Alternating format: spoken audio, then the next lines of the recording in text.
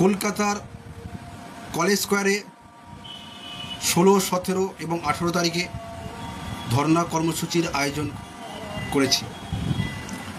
সেখানে সকল 22 উত্তীর্ণরা আগামীকাল সবাই উপস্থিত থাকবেন, এটাই আপনাদের কাছে আমার অনুরোধ।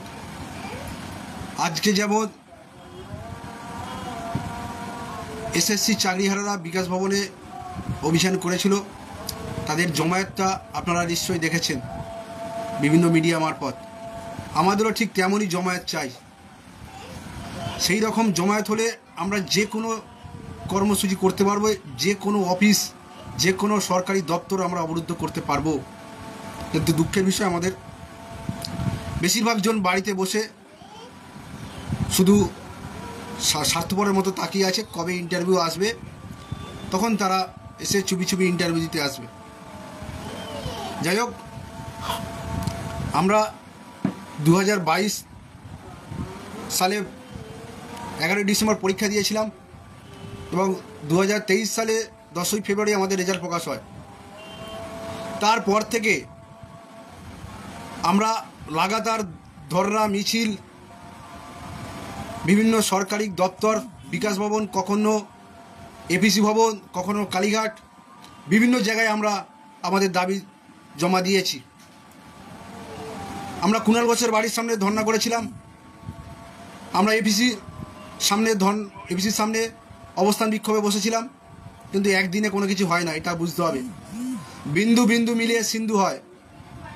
আজকে যে আন্দোলনটা করছি তার ফলশ্রুতি একদিন আমরা পাবো। একদিন রাজপথে গেলাম, পরের দিনকে নোটিফিকেশান নিয়ে চলে আসবো বা নোটিফিকেশান বেরিয়ে যাবে, এটা কিন্তু না।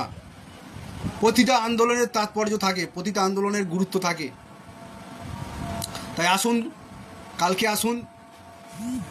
কালকে আমাদের ধর্না কর্মসূচি প্রথম দিন। সবাই কালকে যারা আসবেন তারা অবশ্যই একটা করে থালা এবং বাটি নিয়ে আসবেন ব্যাগে করে, এবং প্রয়োজনীয় জিনিসপত্র অবশ্যই নিয়ে আসবেন। আমরা 2022 উত্তীর্ণরা শুধু অপেক্ষায় বসে আছি কবে ওবিসি মামলা মিটে যাবে। রাজ্য সরকারের পক্ষ থেকে আমরা দেখতে পাচ্ছি যে একের পর এক জনজাতি শুনানি হচ্ছে। ওবিসি মামলা নিয়ে দ্রুত রাজ্য সরকার পদক্ষেপ গ্রহণ করছে। এই ওবিসি মামলা জুলাইয়ে সুপ্রিম কোর্টে রাজ্য সরকার ডেট আছে। ওবিসি মামলা খুব দ্রুত মিটে যাবে। এই ওবিসি মামলার জন্য যারা বাড়িতে বসে আছেন, যারা ভাবছেন যাবো কি যাবো না, ওবিসি মামলা মিটলে যাব, তাদের উদ্দেশ্যে বলছি আপনারা কিন্তু ভুল করছেন। আপনারা ভুল করছেন, কারণ ওবিসি মামলা মিটে গেলেই যে আমাদের ইন্টারভিউ নোটিফিকেশান আসবে এমন সুনির্দিষ্ট কোনো কিছু নেই। তাই সরকারকে আমাদের চাপে রাখতে হবে যাতে ওবিসি মামলা যেদিনকে মিটবে সেই দিনকে যেন মাননীয় মুখ্যমন্ত্রী, পর্ষদ সভাপতি অথবা শিক্ষামন্ত্রীকে নির্দেশ দেয় যে 22 উত্তীর্ণদের অবিলম্বে ইন্টারভিউ নোটিফিকেশান দিয়ে দাও, সঙ্গে পর্যাপ্ত ভ্যাকান্সি দিয়ে। কারণ প্রাথমিকে প্রচুর শূন্যপদ আছে।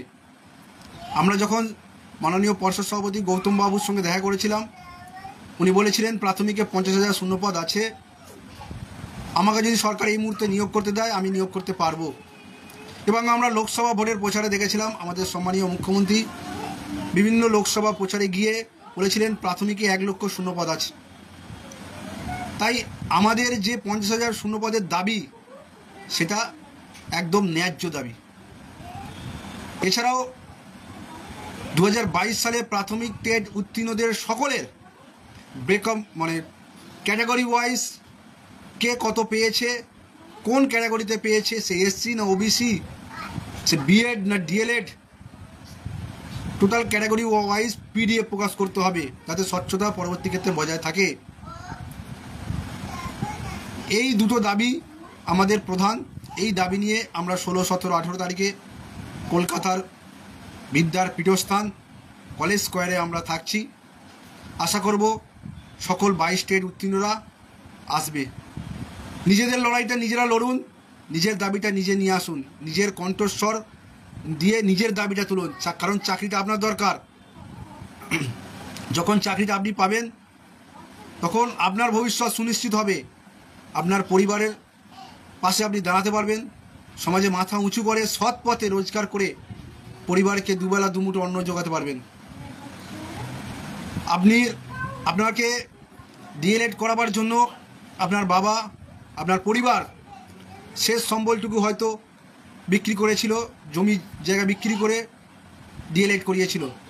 বাবা স্বপ্ন দেখেছিল যে ছেলে আমার বা মেয়ে আমার ডিএলএড করছে, শিক্ষকতার টেট পাস করে শিক্ষকতার চাকরি করবে, করার পরে আমার এই জমিটা ফিরিয়ে দেবে, কিংবা আমার পরিবারের পাশে দাঁড়াবে।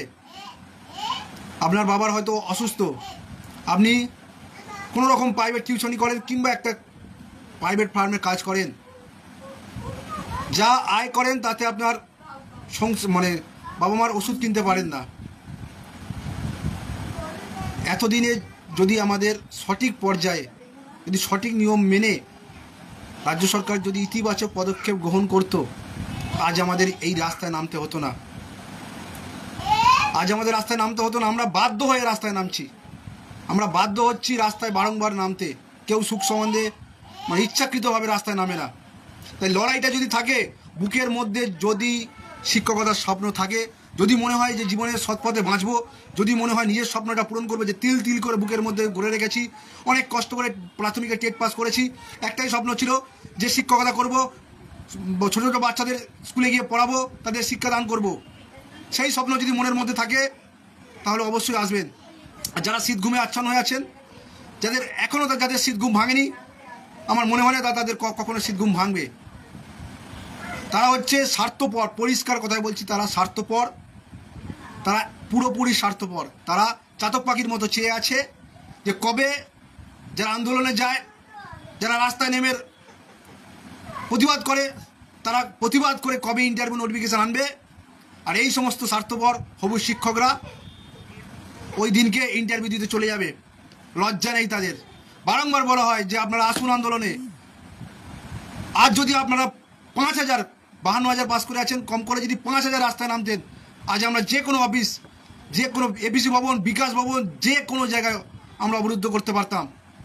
ফেসবুকে বিপ্লব করেন, এপিসি ভবনে গিয়ে কী হলো, বিকাশ ভবনে গিয়ে কী হলো, হাইকোর্টে গিয়ে কী হচ্ছে। আরে আপনারা কোথায়? আমরা তো আমাদের কাজ করছি। যারা, সবাইকে আমি বলছি না, একদম সবাইকে বলছি না, যারা বাড়িতে বসে আছে তাদেরকে বলছি, যারা বাড়িতে বসে বসে ফেসবুকে জ্ঞান দেয়, ফেসবুকে বিপ্লব করে, তাদেরকে বলছি, আপনাদের কাছে নতমস্তকে আমি আবেদন করছি, আপনারা 16, 17, 18 তারিখে আসুন, প্লিজ আসুন। এইবার আওয়াজ তুলি, সামনে বিধানসভা ভোট আছে। এই বিধানসভা ভোটের আগে যদি আমাদের কিছু হয় তো হবে, আর বিধানসভা ভোট পেরিয়ে গেলে কিন্তু হবে না, এটা পরিষ্কার। আর প্রতি বিগত বছরের ইতিহাসে পুজোর আগে নোটিফিকেশান বার হয়, সেরকমই একটা সম্ভাবনা আমরা দেখছি। পুজোর আগে নোটিফিকেশানের সম্ভাবনা প্রবল, কারণ ওবিসি মামলা মিটে যাবে জুলাই আগস্টে মিটে যাবে। তারপরেই একমাত্র 22 টেট প্রাথমিক উত্তীর্ণ হয়ে আছে, নতুন করে কোনো টেটের রেজাল্ট প্রকাশ হয়নি, নতুন করে কোনো টেট টেট পরীক্ষাও হয়নি। তাই যদি বিধানসভা ভোটের আগে নতুন নিয়োগ করতে হয়, একমাত্র 2022 টেট উত্তীর্ণদেরই বাকি আছে। তাই এইটাই হচ্ছে উপযুক্ত সময়। আসুন না, কাঁধে কাঁধ মিলিয়ে লড়াই করি সবাই মিলে। আমরা তো 3 দিন থাকবো, 3 দিন থাকছি। যারা দূর দূরান্ত জেলা থেকে বেরিয়ে গেছে, আমাদের কুচবিহার থেকে সাধন ভাই বেরিয়ে গেছে, অক্ষয় বেরিয়ে গেছে, আমাদের বিশেষভাবে সক্ষম অনেক ভাই বোনেরা, আদিত্য ভাই বেরিয়ে গেছে।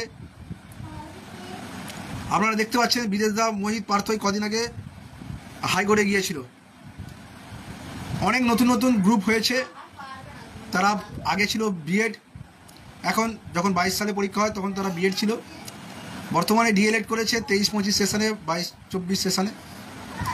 তারা কি করছে না, নতুন করে ডিএলএড গ্রুপ করে আমাদের ডিএলএড ছেলেমেয়েদের, যারা পূর্ণ প্রশিক্ষিত 2 ইয়ার ডিএলএড করেছে, তাদেরকে বিভ্রান্ত করার চেষ্টা করছে, তাদেরকে নানানভাবে পড়াশোনার মাধ্যমে তাদেরকে বিপদে চালিত করছে। আমাদের ডিএলএডদের যে পূর্ণ প্রশিক্ষিত ডিএলএডদের যে ঐক্য, সেই ঐক্য তারা ভাঙার চেষ্টা করছে নানানভাবে পড়াশোনার মাধ্যমে।